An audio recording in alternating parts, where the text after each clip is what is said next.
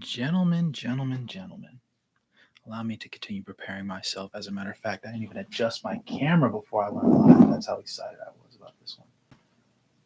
Slide over a little bit. Right there. Beautiful. What more could you ask for on a Saturday night than a Utah Jazz victory? Man, you can't make this stuff up.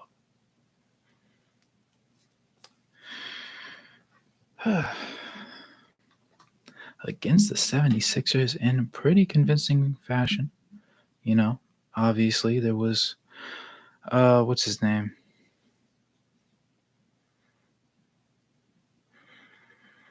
Obviously, Nick Batum was which Morris brother was it? My brain fails me. Marcus Morris, yes. Marcus Morris, Reed. What's up, Carter? What's good, my guy? Kelly Oubre, Tyrese Maxey, Pat Bev, Mo Bamba, Jaden Springer, and that should be who? Martin, KJ Martin, I believe. No Embiid today. Thank you, Embiid. You made this easy. Well, not easy, but easy enough, right? We didn't take this one as we took it in stride. I'll say that. You know, on the back end of a back-to-back, the best thing you can hope for is for us to go ahead and make things happen, honestly. And overall, you know, when you shoot 57% from the floor, probably going to win more games. Yes, sir. That man double R's in the chat. Good morning, sir. Lucky no Embiid? Absolutely. I'm ecstatic. A win is a win, gentlemen. A win is a win. And I'm not going to turn anything down. Obviously, let me see. The only quarter we did not outscore them in was the second quarter. They outscored us by 3, 29-26. But the first quarter, we outscored them by 4, 32-28. Third quarter, 29-22. Fourth quarter, 33-30. Pretty comfortable. The biggest lead they ended up having in this one was 3 points. The biggest lead we had in this one was 15 points. Oh, hold on a second. Survey says things were not all well in Utah. As a matter of fact, they were not. Good God. Yeah, it's a good thing Embiid didn't play. We ended up, like you said, gonna be a little late working on giving Oakley a bad thing on post game. Nah, you're good, bro. Take care of business, sir. The biggest negative that we saw in this one that we won despite was the turnover battle. They had 6, we had 23. For a team that at one point in the season was averaging north of 17, that's not a good sign, especially against a team that's not entirely healthy. Now, obviously, the Sixers are one of the better defensive teams in the league, but they didn't have their starting center. You know, without Joel Embiid, they're significantly weaker, but yeah, this one just it wasn't the sexiest game I've ever seen. I'll say that.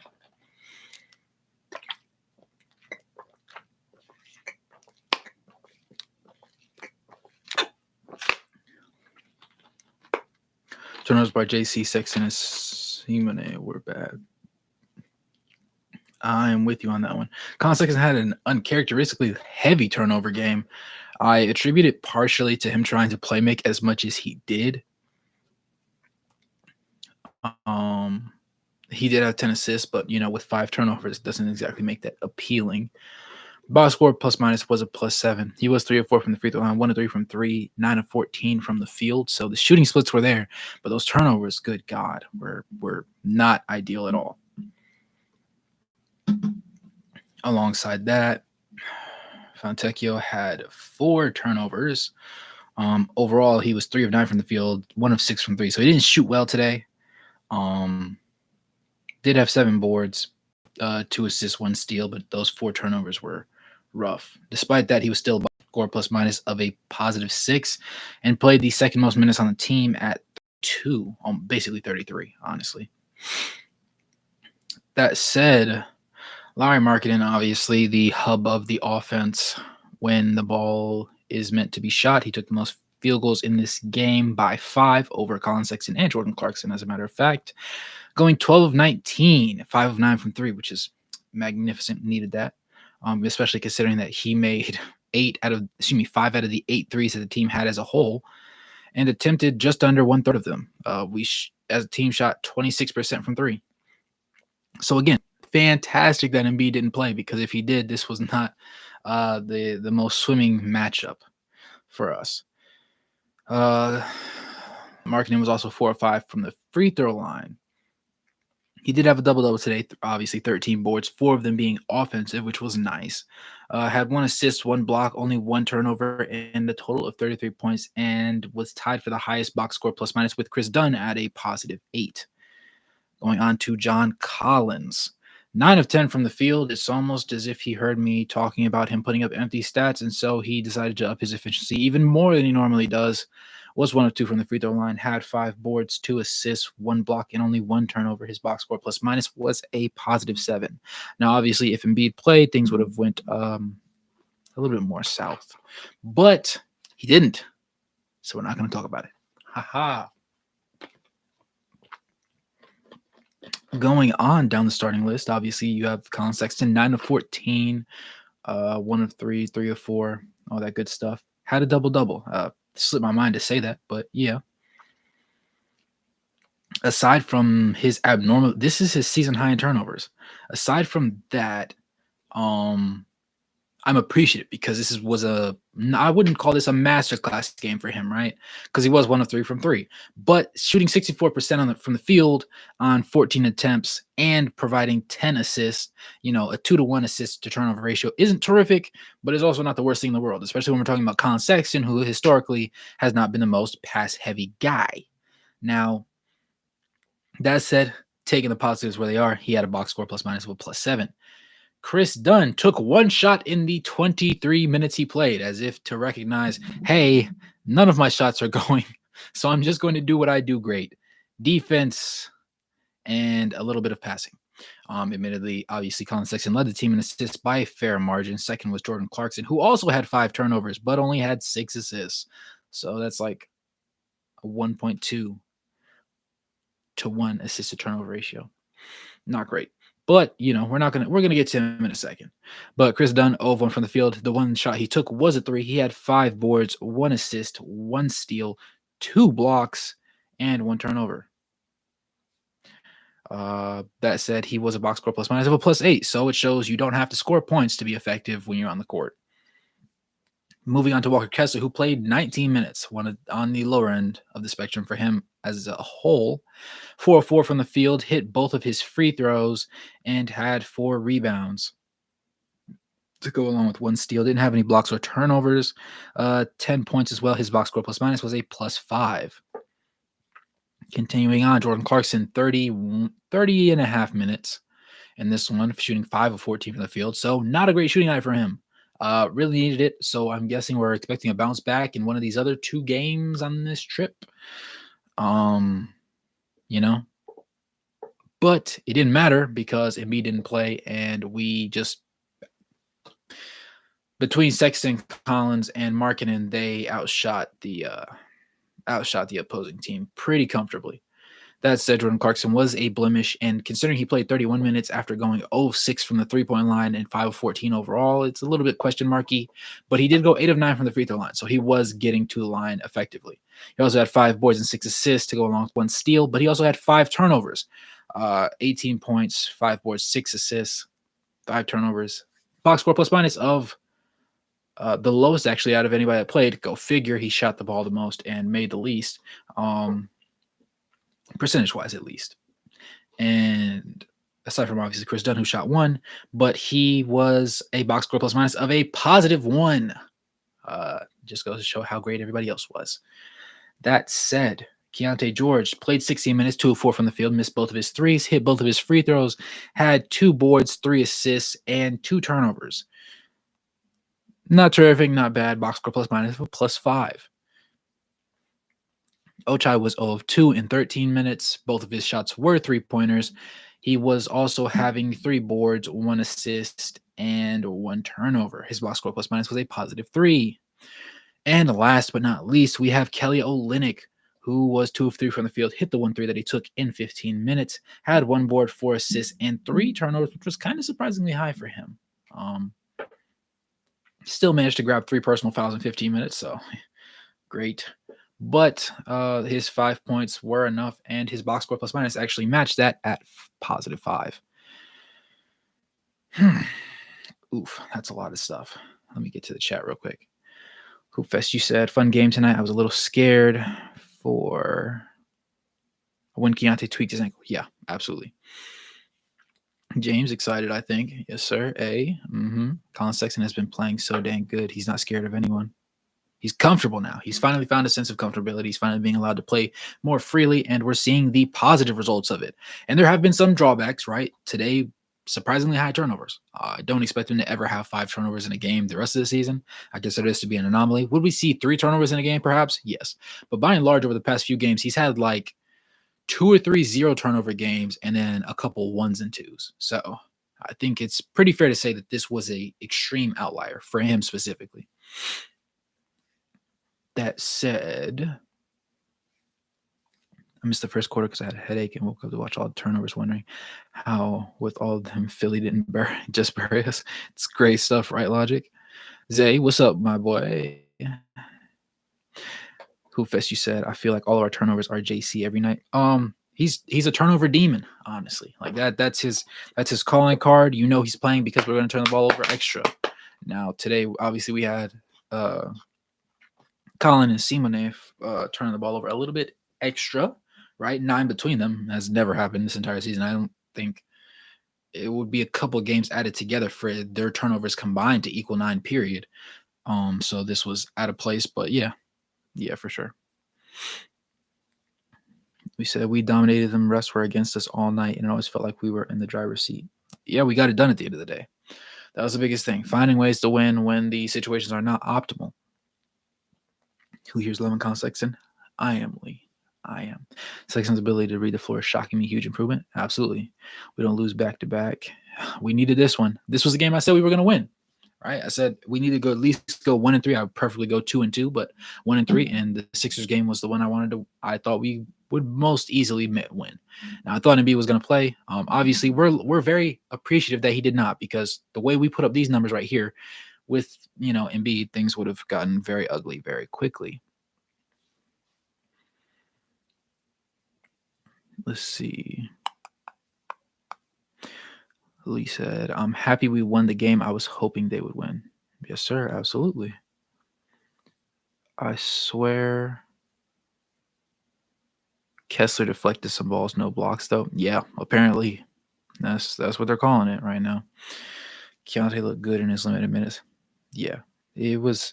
Keontae was a bit of an up and down affair. This was by far not his worst game of minutes, right? And he was very limited as well, only playing at, what did I say, 16-ish?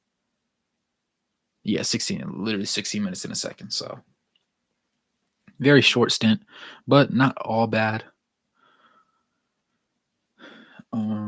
He said, OG Yeti said, we're so lucky Embiid was out tonight. Yeah, considering the game we played, we needed it. We needed it. I like the way he's played in the limited minutes of the past 2 games.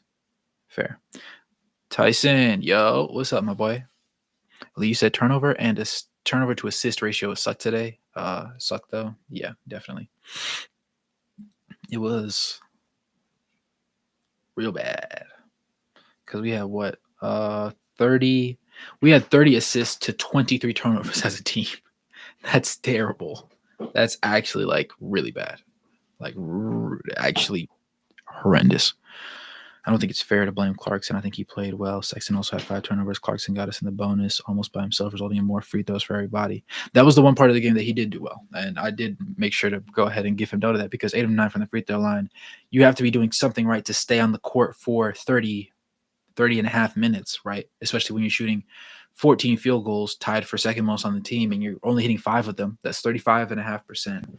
If you miss all 6 of your threes, you can't be shooting threes. So he found ways to get fouled, right? He found a way to get calls. He shot the most free throws on the team. The next highest was Lowry with 5. He was 4 or 5 from the free throw line. Combine that with the fact that he did grab 5 boards. The 6 is nice, but it's kind of counteracted by the 5 turnovers that he had. But to focus on the positive of Jordan got to the free throw line, right? We needed that. In a game like this, where you're not shooting the ball well from the field as a team, you need free throws. right? And being able to knife in there is important. And we can't say that Clarkson has been the most egregious as of late because he has been slightly more consistent off of the bench. I thought this was going to be a bounce back game for him. Today, we didn't get it, but he did enough roughly to justify keeping him on the court for like the third most minutes on the team.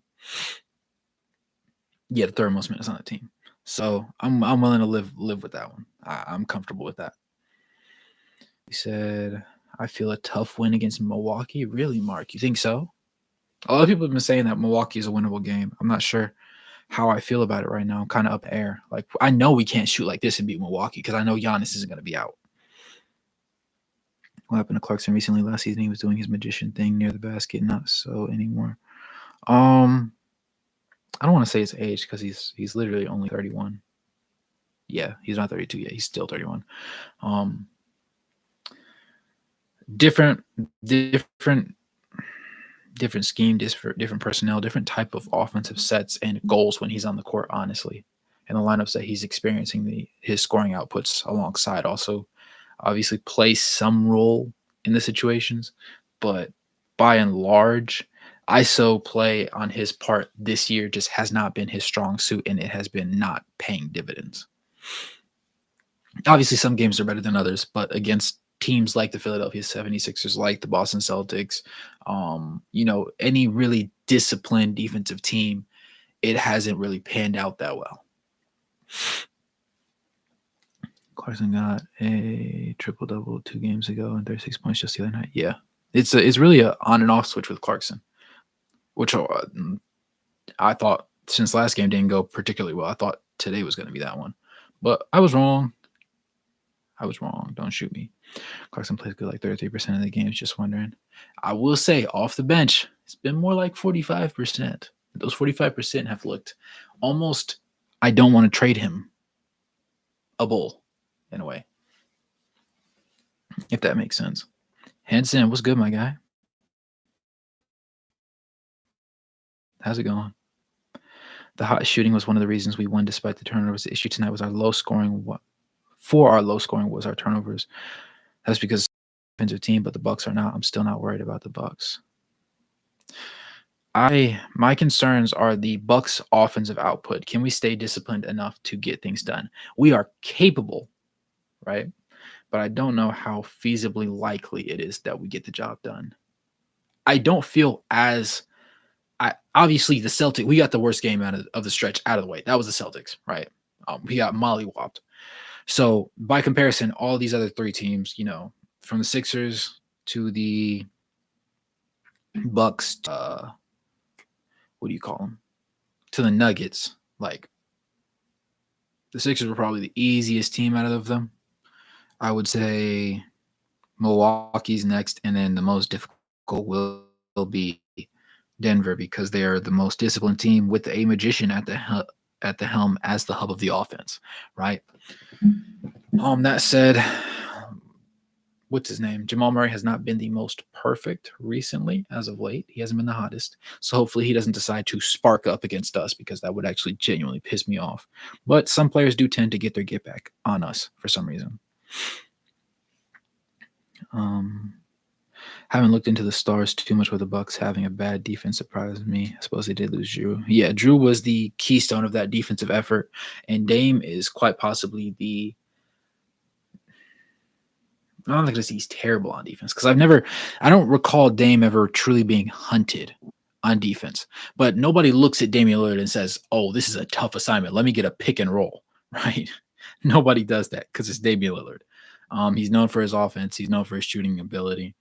So people feel comfortable winning that one-on-one matchup. Now, he's not going to be a cone. Like, he's not a traffic cone. He doesn't wear fluorescent colors, right? He wears dark green, forest green, and black and white. But that said, it's going to be pretty good, whoever ends up taking him.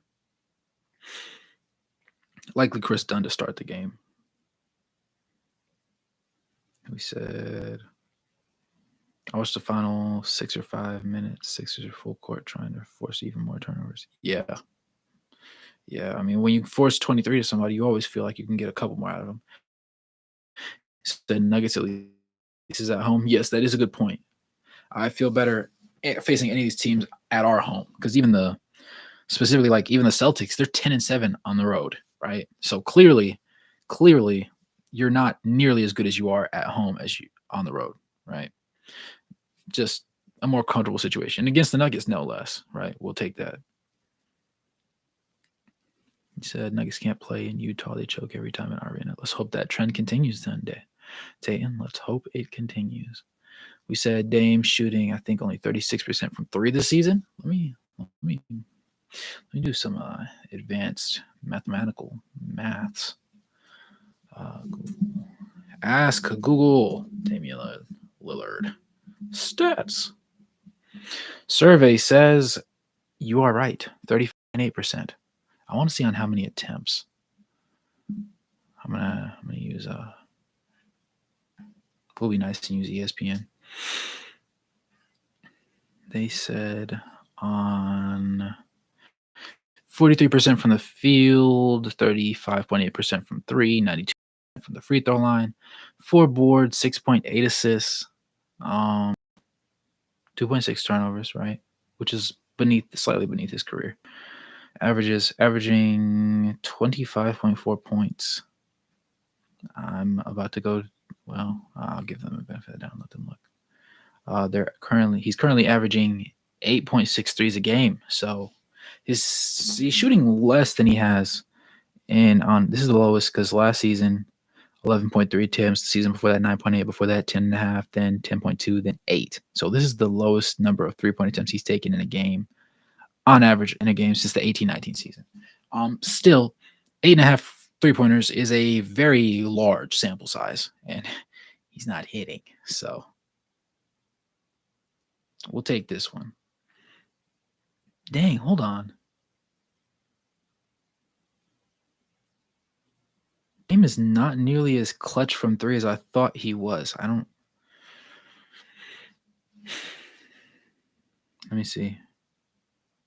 Because last season he was 37% on 11 attempts. The season before that he was 32 on 10 attempts.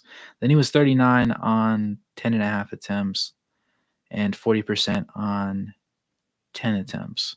So he's only eclipsed 40% from the three once, and he's only eclipsed 39% from three his sophomore year in the league, and then the 2020-2021 season where he played 67 games, which is insane, actually. What the heck? Huh. I don't know why I thought Dame had like Curry shooting ability. He doesn't. He might have the range, but he doesn't have the same, unload the clip ability. Fair play. I have been corrected. I have been corrected. You learn something new every day. Let's see. Only one game back from the playing spot. Fair play. The closer we can keep it, the better off we'll be, especially after this trip. He's normally around 40%. That's what I thought, Tayton. That's what I thought too. Warriors got Green back. Huh. I wonder how that's going to pan out. Are they going to start losing again is the real question. Or can he work his way back in and be effective? Survey says I have no idea. Damian Lillard has not shot threes well at all last games. He dropped 60 points against the Jazz last season, though. Hopefully he decides not to do it again. I don't want that. Does play well against Utah on Monday. He might go hot. I'd be sick. I would be sick, absolutely sick to my stomach. I'm not going to lie. I don't need any of it.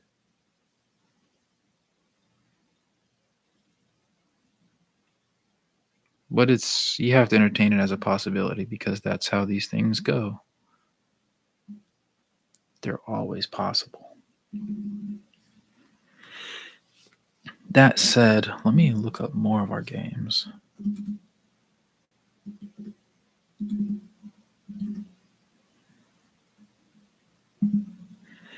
So we are coming up against obviously the Bucks on Monday, the Nuggets on Wednesday, the Raptors on Friday. Then we go Lakers, Pacers, Warriors, Thunder. Not the sexiest stretch, but also not bad. We then have the Rockets, the Pelicans, the Wizards, the Hornets, Nets, Knicks, and then we go back to the Sixers and Bucks. So a pretty good 6-game window after the Thunder. Rockets beatable. Pelicans beatable. Wizards definitely beatable. Hornets definitely beatable. Nets beatable. Knicks beatable. Yeah, I don't hate that. I don't hate that at all. I hope we have THT guard down, the biggest THT hater in the universe. But trust me on this one. You think so, Tate? You think that's the recipe to success for this one? I'm not going to rule out the possibility of it. I'm definitely not going to do that. It's it's definitely worth the thought, if we're being honest. But only time will tell, my guy. Only time will tell. Any other interesting news from the NBA tonight? Aside from a Utah Jazz W? Or has everything been pretty quiet, just normal games? No records or anything broken, just vibes. Just vibes overall. Said after guarding Dame, he gets instantly demoted. That's diabolical, Dame. He said reward him with the bench.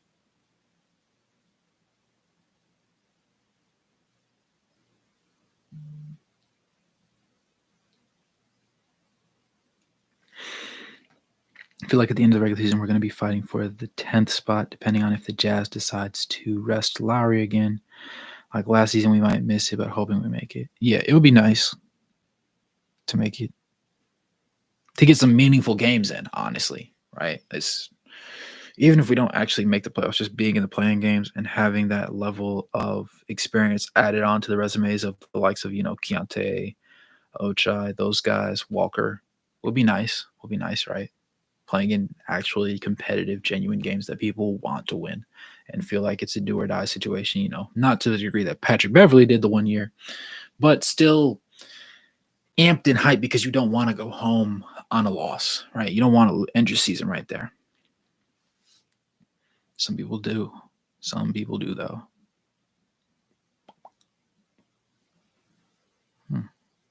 Looking at these shooting splits for the Philadelphia 76ers, they're interesting. He said we would be 9 seed if we were in the East.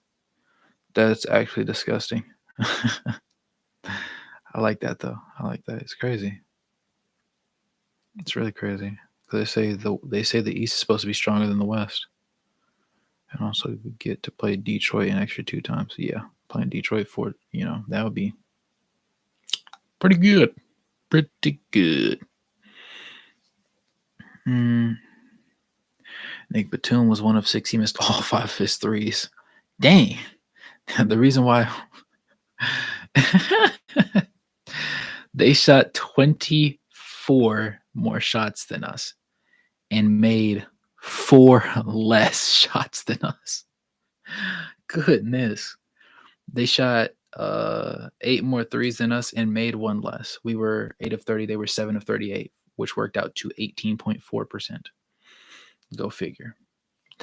That's beyond horrible at this point. Nick Batum was 1 of 6 from the field, 0 of 5 from 3. Marcus Morris Sr. was 5 of 12 from the field, 3 of 7 from 3. So he had a respectable game.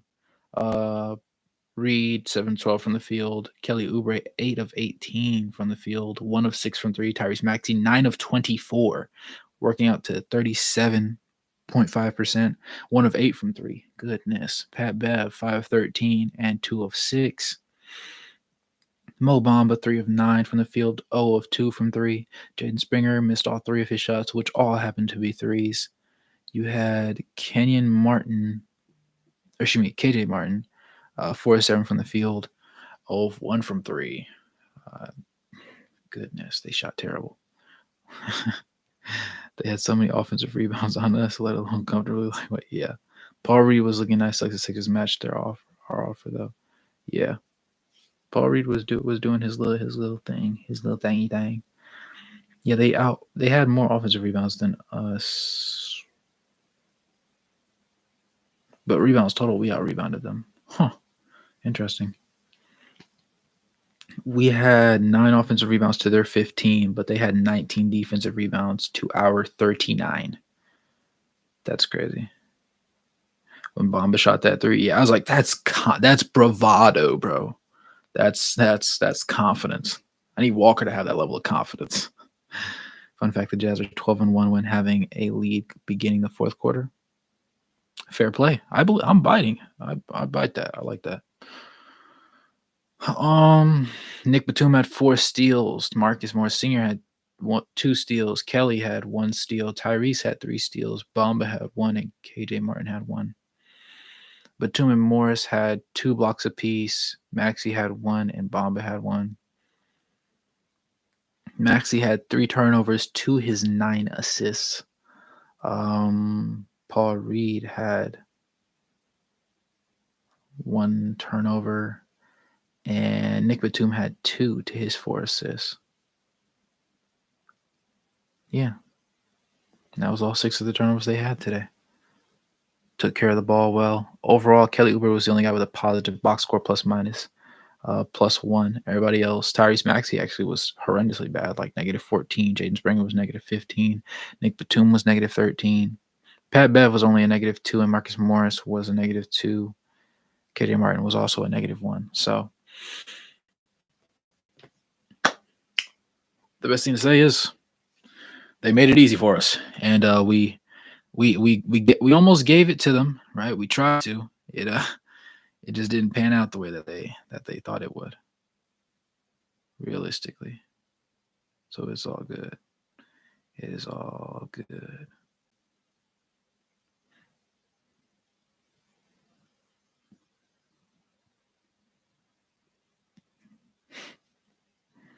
But yeah, man, there was a challenge. I was like, why did Sixers challenge that play when it was obvious contact? Hey, to them, they thought they had it. To them, they thought they had it. That's what it comes down to a lot of times.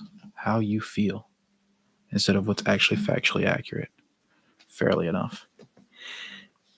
We need to use John like we did tonight more often. Yeah.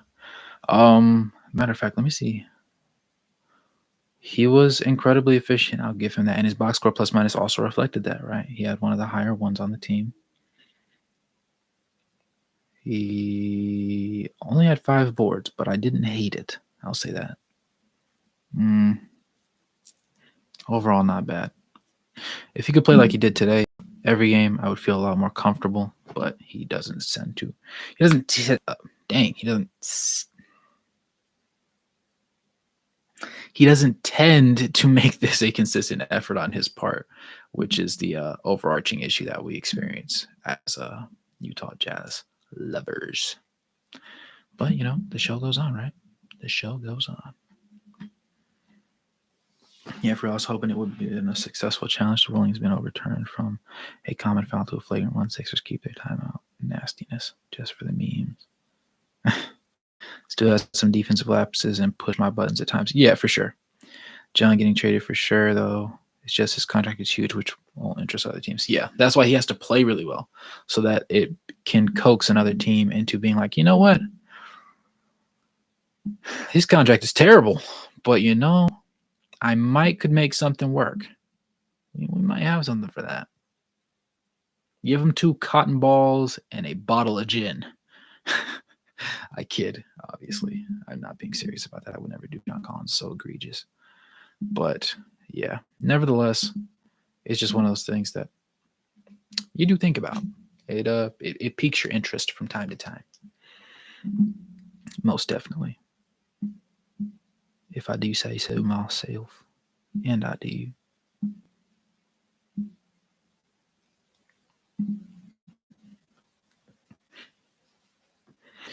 But yeah, man. Anything else interesting going on for you? Or will that do it for us tonight? Monday.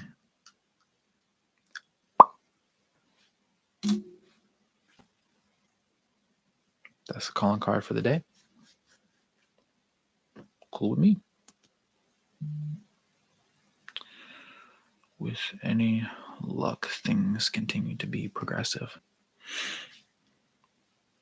So, Milwaukee is on the clock. Hopefully, we get some things to go our way, some balls to give us a friendly bounce and some positive energy sent our way because we don't need anything too crazy going on.